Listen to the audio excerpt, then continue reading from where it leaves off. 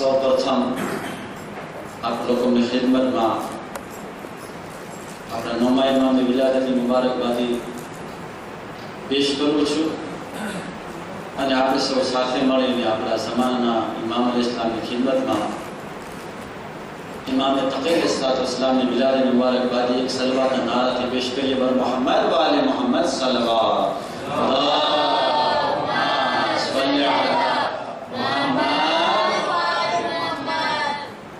બીજું તમે નવું જોઈ રહ્યા છો કે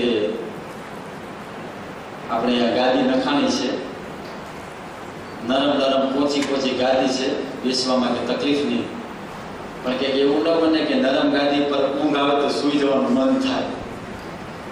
નરમ નરમ મજા આવે. તો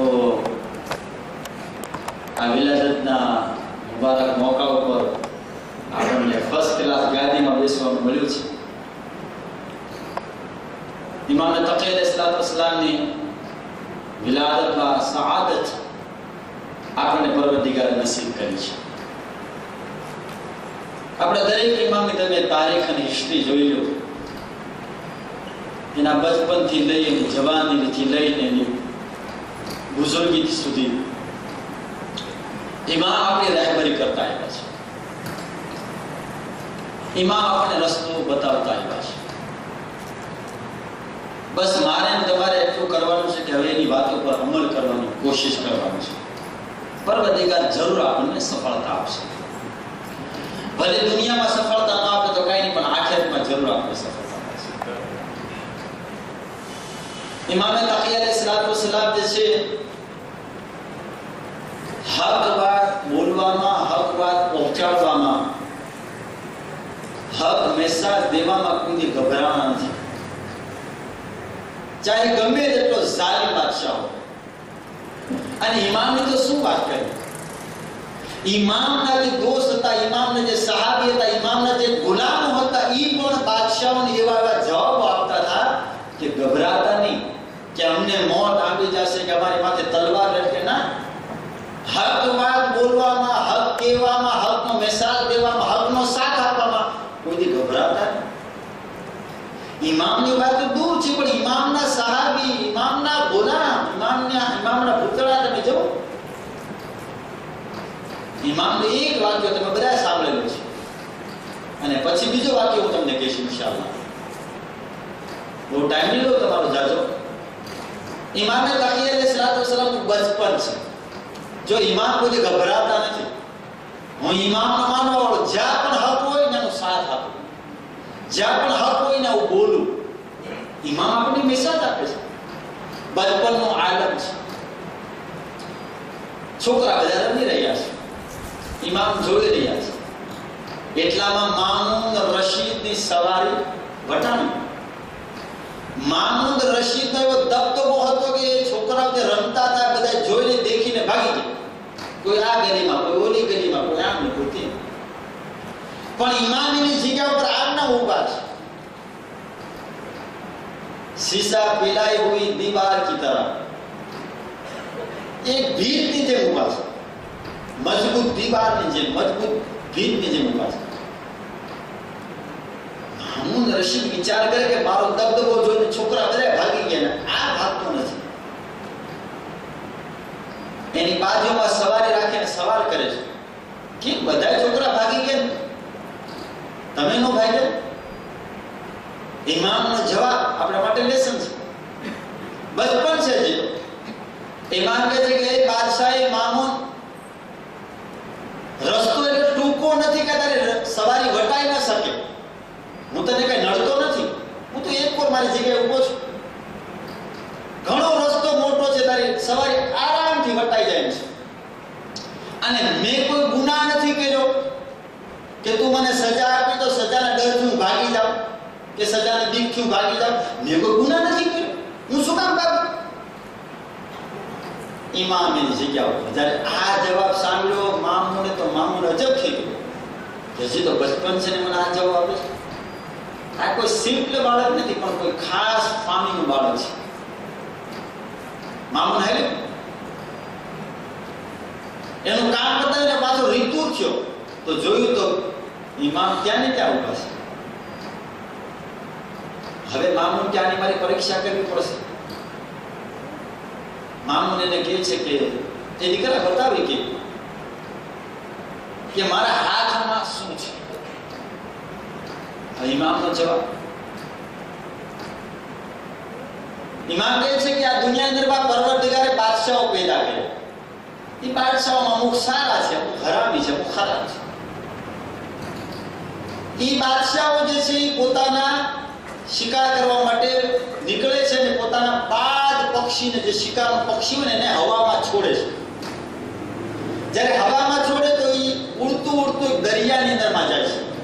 પરવરદિગાર દરિયા પેદા કરે, દરિયાની અંદરમાં મચ્છી પેદા કરી અને એમાંથી મચ્છી પકડીને બાદશાહને દે છે અને બાદશાહ પોતાના હાથમાં રાખી બંધ મુઠ્ઠીમાં અમારી જવાની પરીક્ષા કરે. તારા હાથમાં કે મચ્છી છે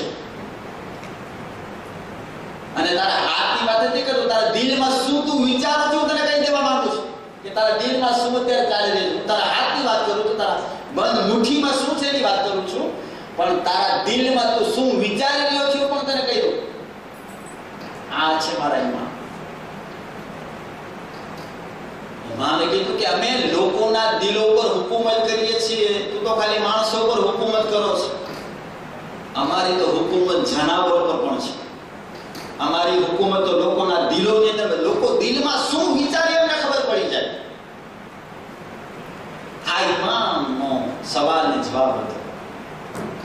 હવે આવો ઇમામને એક ગુલામની વાત કરો. આમાં બહુ લેસન છે. પણ વચ્ચે તમને બીજી વાત કરી દઉં કે રસૂલના જમાનાની અંદરમાં ઘણા કાફિરોને પકડીને લાવવામાં આવ્યા. ઘણા કાફિરોને પકડીને લાવવામાં આવ્યા. હુકમ કરવામાં આવ્યો કે એમાંથી 2 કાફિરને કત્લ કરી દેવા. જો રસૂલનો કેવો મેસાજ હતો તો એના ખલીફાનો પણ કેવો મેસાજ હતો. જ્યારે 2 કાફિરોને કત્લ કરવાનો ટાઈમ આવ્યો તો અલ્લાહ તરફથી વહી આવી, એ રસૂલ તમે એને કત્લ ન કરતા.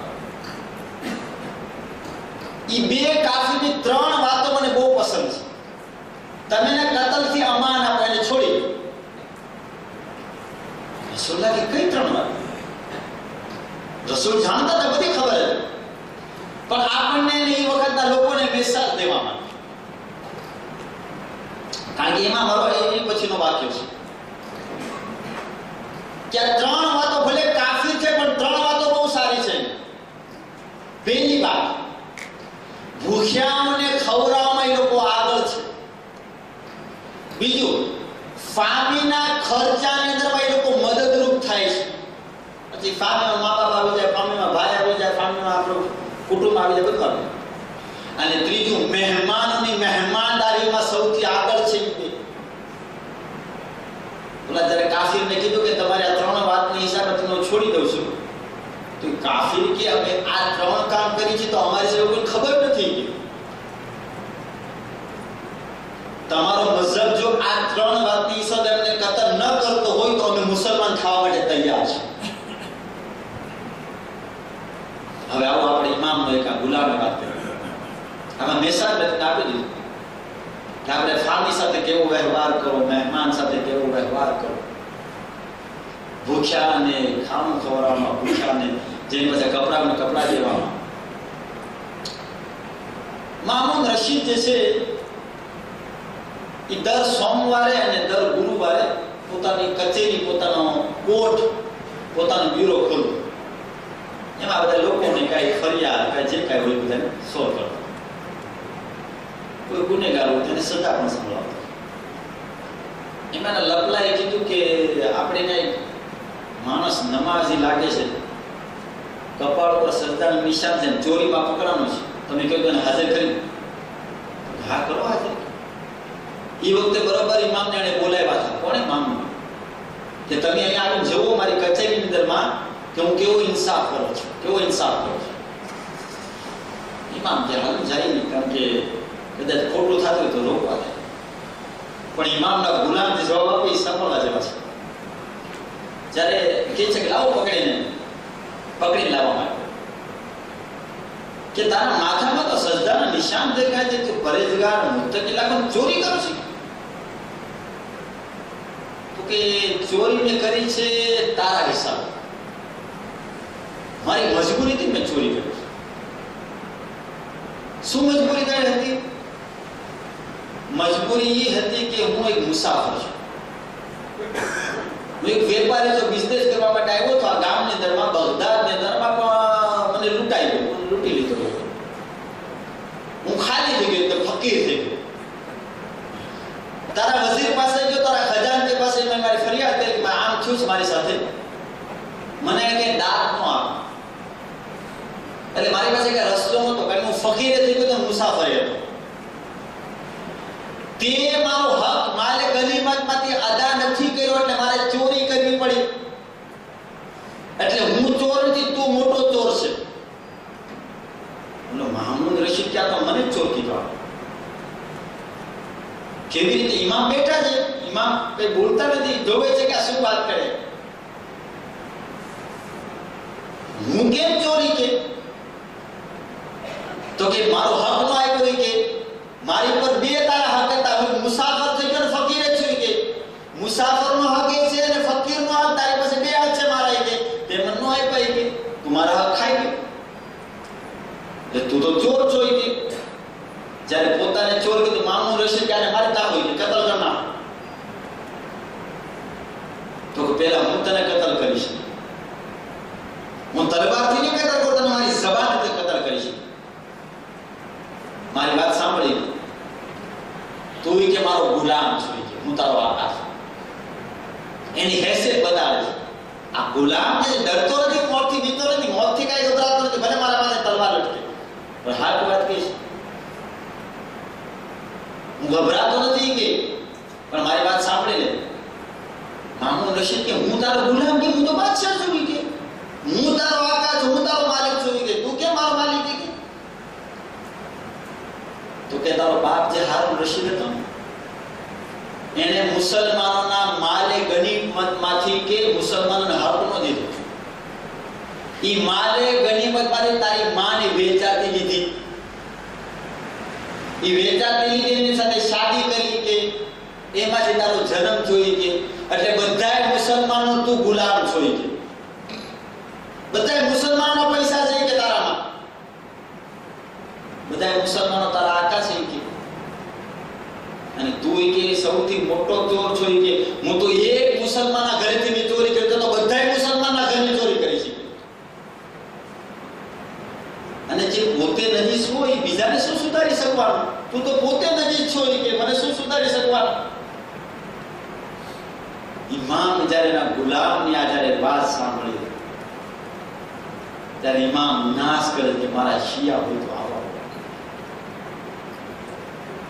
હક વાત કહેવામાં, હક વાત બોલવામાં, હક વાતનો મેસેજ દેવામાં, હકનો સાથ દેવામાં ગભરાવું. અને ઇમામ તો ગભરાતા નહીં. અને એટલા માટે ઇમામ અલૈહિસ્સલામના દુશ્મન શું કામ હતા ખબર છે?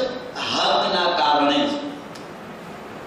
આપણા દરેક ઇમામની આ જ કારણે દુશ્મની પોતે હક વાત બયાન કરે. ભલે ગમે તેટલો જાલિમ બાદશાહ હોય, મરવું તો આ ને કાલ છે, પણ હકનો હંમેશા સાથ આપે. જ્યારે મામૂન રશીદે ઇમામની આ વાત જ્યારે સાંભળી કે ઇમામના ગુલામ આવવા હોય, ત્યારે ઇમામ કહે છે તારા મનમાં શું ચાલે છે મને ખબર છે, તારી દીકરીની શાદી તું મારી સાથે કરાવવા માંગુ છું. હાય કે મારા દિલમાં એ જ ચાલે છે, મારી દીકરીની શાદી તમારી સાથે કરાવ. જ્યારે ઉમ્મે ફઝલનો માંગણી મૂકી એને બાદશાહ કે મારી દીકરી ઉમ્મે ફઝલનો તમારી સાથે શાદી કરાવો, ત્યારે બીજા લોકો હતા ને ઈર્ષ્યા કરતા હતા કે ઇમામની શાદી મામૂનની દીકરી સાથે થાય. એટલે ઈર્ષ્યા થઈ, અદેખાય. ઈર્ષ્યા બહુ ખરાબ થઈ જાય, અસર બહુ ખરાબ થઈ જાય. અસરના ઘર ખાલી હોય, જુલ્મના ઘર ખાલી હોય. એને જ્યારે લોકોનો હસદ બહુ વધી ગયો તો કીધું કે મુનાઝરો કરી આપો. મેં અમસ્તા દીકરીને દીધી કે તમારો મકસદ એ પૂરો થશે ને મારો મકસદ પૂરો થશે. આપણે મુનાઝરો કરીએ. મોટા મોટો આલિમમાં જે મોટા મોટો હતો યહયા ઇબ્ન અક્સમ એને કે ઇમામથી દેવા કરવામાં આવે, સવાલ જવાબ કરવામાં આવે. જ્યારે સવાલ જવાબની વાત થઈ બધા લોકો જોવા માટે આવી ગયા. એનો યહયા ઇબ્ન અખસમ તો શું એના અભિમાન હતું, શું ગુરુર હતું, એ પણ આવ્યું. મામૂને એમ થયું કે આ યહયા ઇબ્ન અખસમ જે છે હરાવી દેશે, પણ ઇમામનો ઇલ્મ તો ખુદાએ આપેલો ઇલ્મ હોય છે. એ કોઈની પાસે તાલીમ દેતા નથી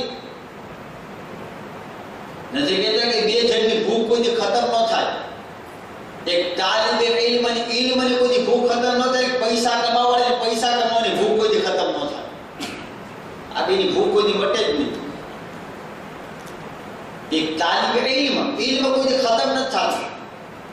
અને માણસને કમાવાની જે જિજ્ઞાસા, કમાવાની જે ઈચ્છા હોય, ખ્વાહિશો બધી પૂરી ન થાય. જ્યારે યહયા ઇબ્ન અખસમ ઠાઠ માઠથી આવે છે અને ઇમામ બેઠા છે. ઇમામે કીધું કે તું પેલો સવાલ કર, હું પેલો સવાલ કરું. યહયા કે પેલો હું સવાલ કરું. તમે મારો સવાલનો જવાબ નહીં દઈ શકો. યહયાએ સવાલ કર્યો યહયા ઇબ્ન અખસમે કે બતાવો કોઈ આ એહરામની હાલતમાં, હાલત એહરામની અંદરમાં અગર કોઈ શિકાર કરે તો કફારો શું? ઇમામે કીધું તારો સવાલ જ અધૂરો છે, તારો સવાલ પૂરો નથી. કે તારા એક સવાલમાં ઘણા સવાલ બને છે, ઘણા સવાલોના ઘણા જવાબ બને છે. એહરામની હાલતમાં એને શિકાર કર્યો, એ માલિક હતો, ગુલામ હતો. શિકાર શેનો કર્યો? ઘણા બધા સવાલ પેદા થાય છે. તો મને એક સવાલ કર્યો, કેનો જવાબ આપવો? જ્યારે યહયાએ આ સાંભળ્યું કે મારો સવાલ ખોટો છે, સવાલ મારો અધૂરો છે, ત્યાં જ ખબર પડી કે આ મને જવાબ દઈ દેશે. ઇમામે એના સવાલના જવાબ દીધા અને ઇમામે કીધું હવે મારો વારો. એને ખબર પડી કે હું ઇમામનો સવાલનો જવાબ નહીં દઈ શકું. કીધું બાદશાહને કે સવાલ કરવા ને, આની અત્યારથી માથું નીચું થઈ ગયું છે, આ કરો સવાલ. ઇલ્મ હાસિલ કરવું આપણા બધા માટે જરૂરી છે અને ઇલ્મની ચાવી છે સવાલ. અગર કોઈ ઇલ્મ હાસિલ કરે એટલા માટે કહે છે કે બચ્ચા લોકો તમે એમ માનો કે અમારો મદ્રસો પૂરો થઈ ગયો એટલે બસ અમારે ઇલ્મની કઈ જરૂર નથી. ના, આપણામાં છે કે માણસ જન્મે ત્યારથી કબરના કાંઠા સુધી, કબરમાં જાય ને ન્યાય એને ઇલ્મ દેવામાં આવે છે. એટલે તો તલકીન જે ઈસામી સુનો સમજ ન્યાયને ઇલ્મ દેવામાં આવે છે. બસ મારો મદ્રસો થઈ ગયો પૂરું. ના, મદ્રસો કોઈ પૂરો નથી થતો, એ તો શરૂ જ રહે છે. ઘોડિયાથી કબરના કાંઠા સુધી ઇલ્મ હાસિલ કરવું પડે. ને એ જ આપણા ઇમામ આપણે બતાવે. જો ઇલ્મ હોય તો તમે ગમે તેનો જવાબ આપી શકો, પણ તમારી પાસે ઇલ્મ નહીં હોય તો દુશ્મન ખામોશ કરી દેશે. કારણ કે એવું ન બને કે જવાનો ઉપર બીજા લોકો ગાલી થઈ જાય, પોતાનો મઝહબ એને લઈ આવે, કારણ કે તમારી પાસે જવાબ નથી એના પર. એટલે ઇમામ એને સવાલ કરે કે બતા, એક ઓરત જે છે નમાઝે સુબહના ટાઈમ પહેલા એના માટે હરામ હતી. એક માણસ માટે નમાઝે સુબહના ટાઈમે હલાલ થઈ ગઈ, ઝોહરના ટાઈમે હરામ થઈ ગઈ, અસરના ટાઈમે હલાલ થઈ ગઈ, મગરિબના ટાઈમે હરામ થઈ ગઈ, ઈશાના ટાઈમે હલાલ થઈ ગઈ.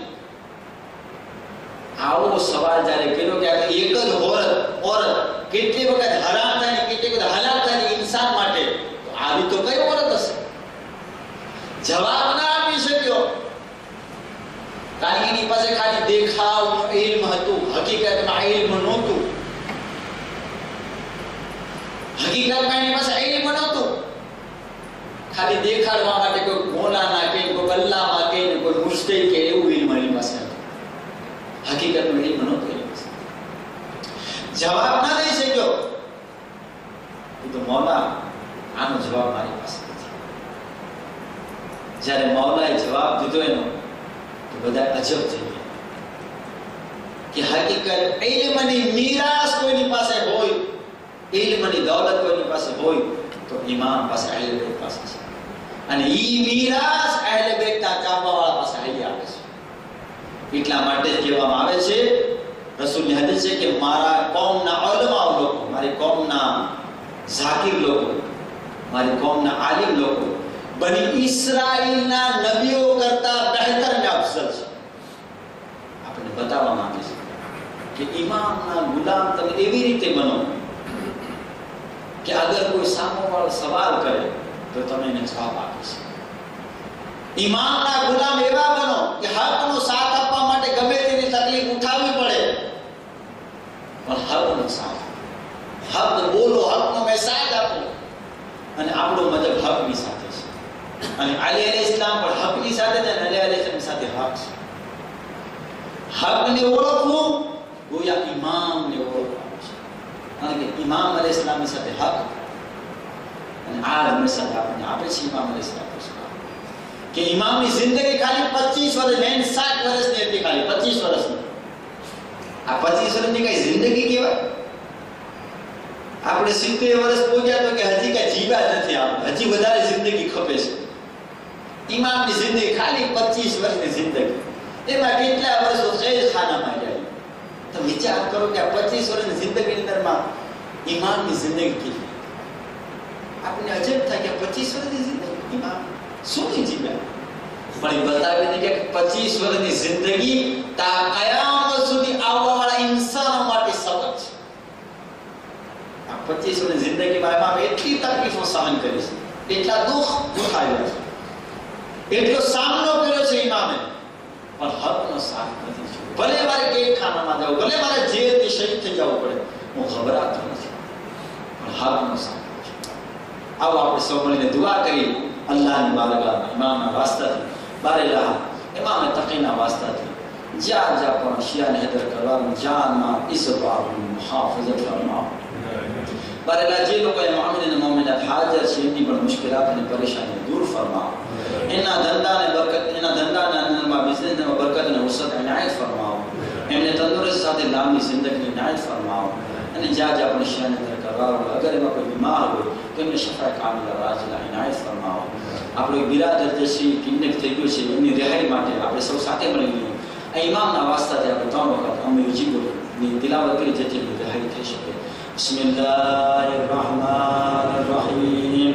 અમ્મા યુજીબુ મસ્તરા ઇઝા દઆ વ યક્શિફુ સુર. અમ્મા યુજીબુ મસ્તરા ઇઝા દઆ વ યક્શિફુ સુર. أما يجيب المضطر إذا دعاه ويكشف السوء. بسم الله الرحمن الرحيم. إنما يريد الله ليذهب عنكم الرجس أهل البيت ويطهركم تطهيرا.